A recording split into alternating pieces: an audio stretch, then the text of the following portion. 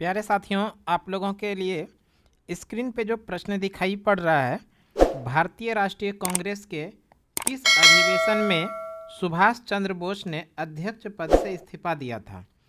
तो ये प्रश्न का जो सही आंसर होगा कि भारतीय राष्ट्रीय कांग्रेस के किस अधिवेशन में सुभाष चंद्र बोस ने अध्यक्ष पद से इस्तीफा दिया था, तो वो है त्रिपुरा अधिवेशन जो 1939, त्रिपुरा नहीं वैसे ये है त्रिपुरी अधिवेशन जो 1939 ईस्वी में हुआ था। इसी अधिवेशन में सुभाष चंद्र बोस ने कांग्रेस पद से इस्तीफा दे दिया था। अगर हम लोग थोड़ा सा डिटेल से बात कर लें, भारतीय राष्ट्रीय कांग्रेस का अधिवेशन, भारतीय राष्ट्रीय कांग्रेस, इसको हम लोग जो बोलेंगे INC, भारतीय राष्ट्रीय कांग्रेस का अधिवेशन हुआ था 1938 में अधिवेशन। और ये अधिवेशन कहाँ पर हुआ था? 1938 में, जो कि ये अधिवेशन हुआ था हरिपुरा में। ये भी कई बार एग्जाम में पूछा गया था। 1938 का अधिवेशन कहाँ पर हुआ? हरिपुरा में। इस अधिवेशन की अध्यक्षता जो किया था, तो ये भी ध्यान रखेंगे, अध्यक्षता, इस अधिवेशन की अध्यक्षता किसने किया था? तो इसका आंसर हो जाएगा सुभाष चंद्र बोस ने। सुभाष चंद्र बोस ने भारतीय राष्ट्रीय कांग्रेस के 1938 के अधिवेशन की अध्यक्षता किया था, जो हुआ था हरिपुरा में।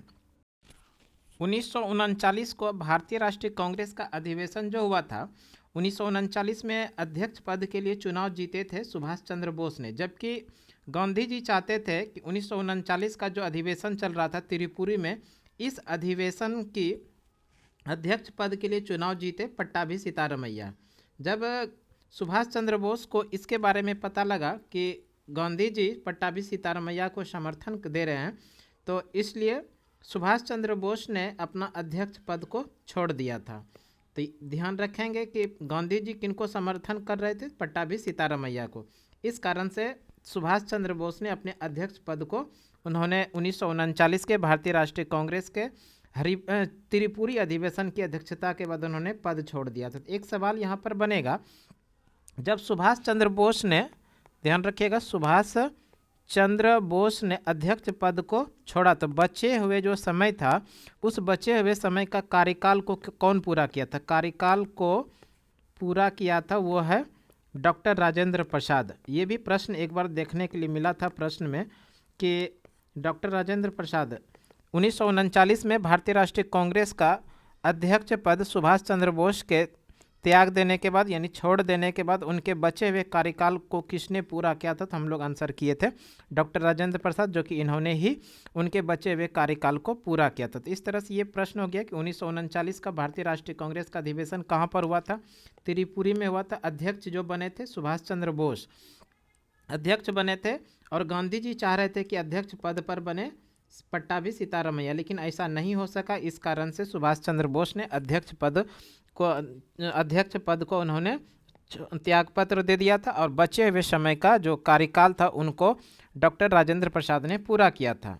आगे कुछ इंपॉर्टेंट फैक्ट है सुभाष चंद्र बोस से संबंधित। अगर हम लोग बात कर लें सुभाष चंद्र बोस का जन्मदिन, सुभाष चंद्र बोस का जन्म 23 जनवरी 1897 ईस्वी को कटक उड़ीसा में हुआ था।